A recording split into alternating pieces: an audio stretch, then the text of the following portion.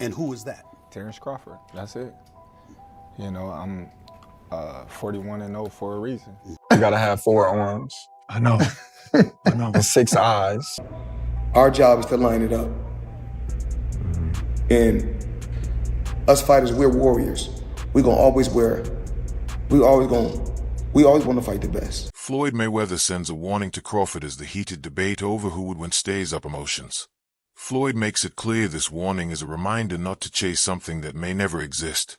He says Crawford could be reaching for a ghost, because the Mayweather who ruled the sport retired on his terms, refusing to let anyone reshape his legacy for good. And me versus anybody, I'm gonna always say me.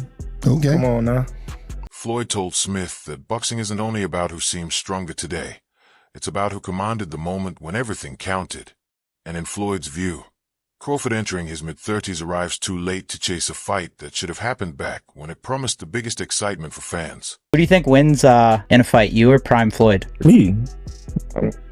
No questions? Why would you think that I would say Floyd? You know, that's one of my favorite fighters. But yeah, nah. That moment unfolded in the middle of a fiery debate on Stephen A. Smith's platform, where Floyd sat across from Crawford in a rare exchange that the boxing world instantly tuned into.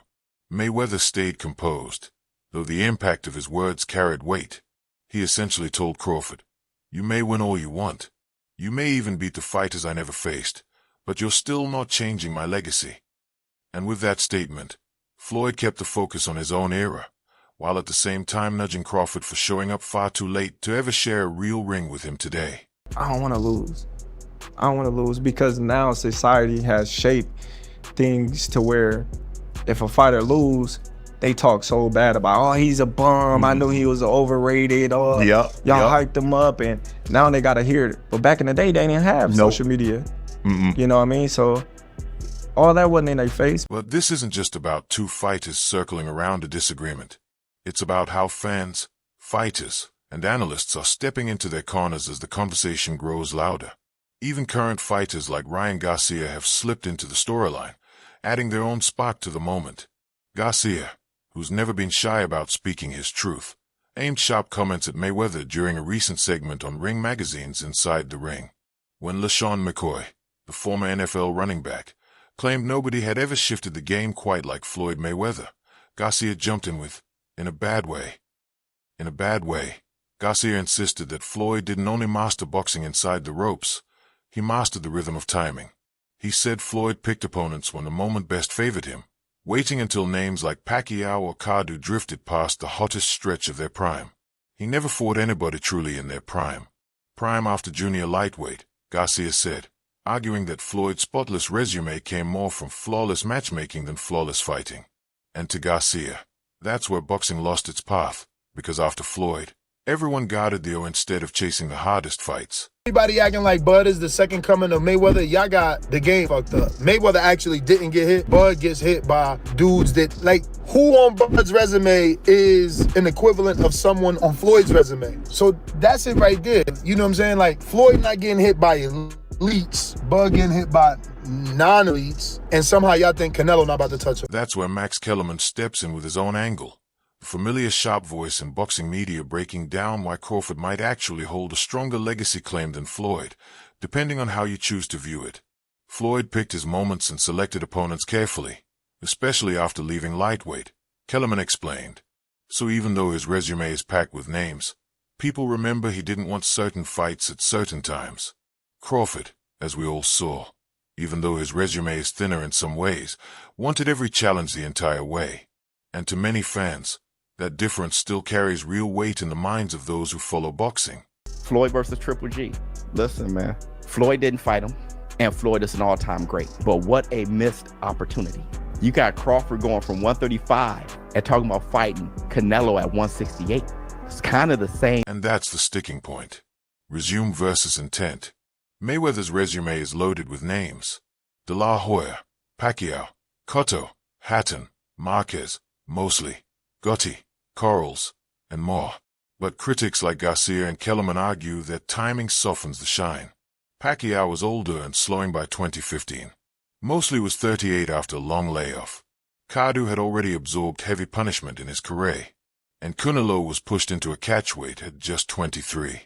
Floyd still won every fight, but the asterisk, for critics, never fades. Looking back at like Floyd's career, like him coming up in the era that he came up in, he had all them champions that he was able to fight, and that's what led him to be so great.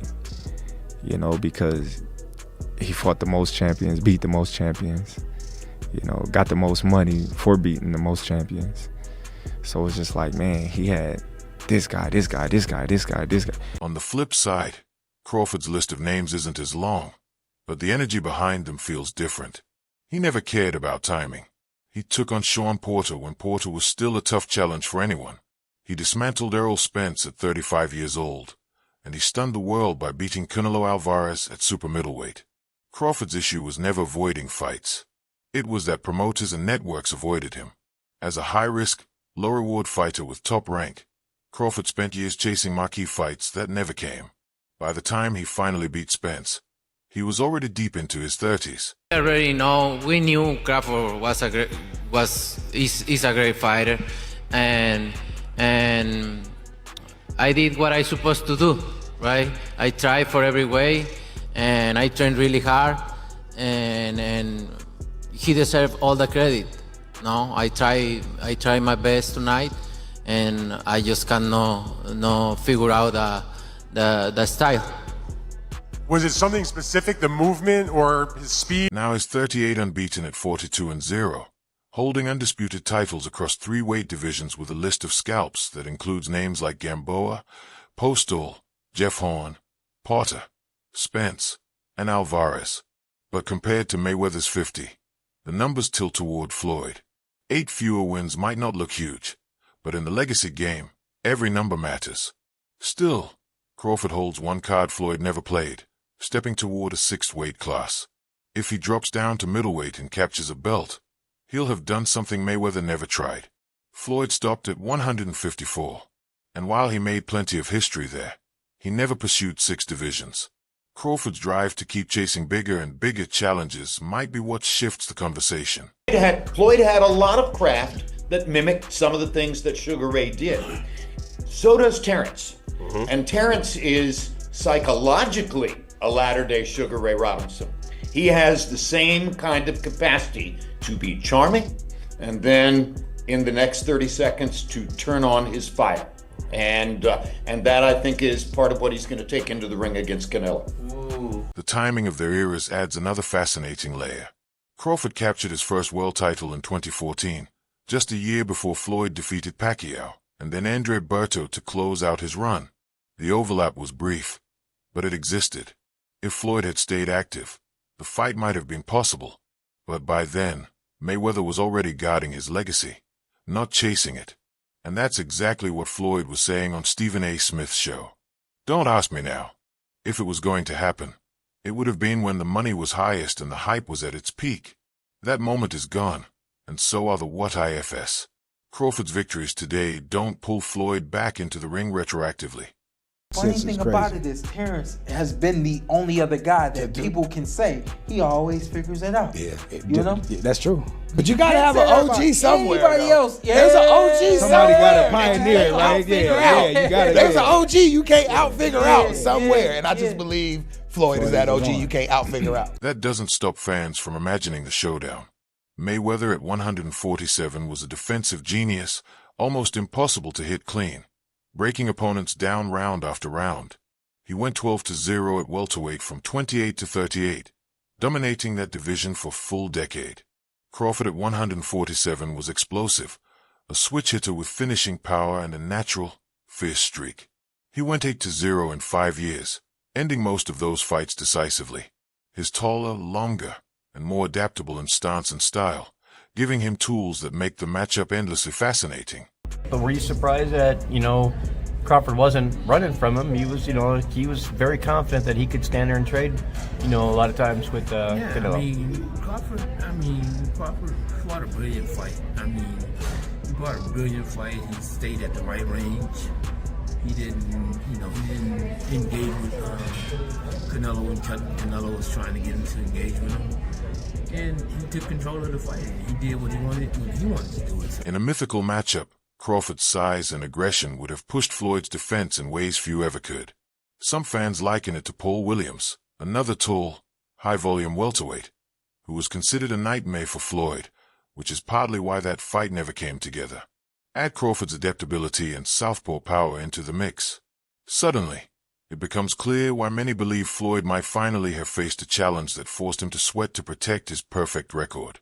Bud so strong. That's what I said. Why are you talking about 54? None of them dudes gonna get you up. If you truly beat Canelo, why not be the greatest fighter in the existence of boxing? Like, Bivol was the only dude to beat 2 undisputed active champions. Like, he beat Canelo as an undisputed champion, and he beat Better Beef as an undisputed champion. Bivol historically might go down as one of the greatest to ever do it. If you beat Bivol and you beat Canelo, I mean, Crawford might have surpassed TBE in. But Mayweather's defenders note that his style was perfectly built to neutralize aggression. He wasn't just fast and slick. He was precise. He didn't need to throw 70 punches. He needed to land the right 25 and make you miss 50. Against Crawford, who thrives on shifting momentum mid-fight, Floyd could have found ways to frustrate him just as he did with Canelo in 2013 or shut down Ricky Hatton's pressure in 2007. Then there's the question of stage control. Floyd was the pay-per-view king, the man who could freeze entire weekends with his fights. Crawford never reached that level, not even after defeating Spence and Canelo. Floyd's power over boxing wasn't just skill. It was the ability to decide when, where, and how fights happened. Crawford, despite his brilliance, never had that. But if this fight ever took place, who would come out on top? Share your thoughts below and subscribe for more updates.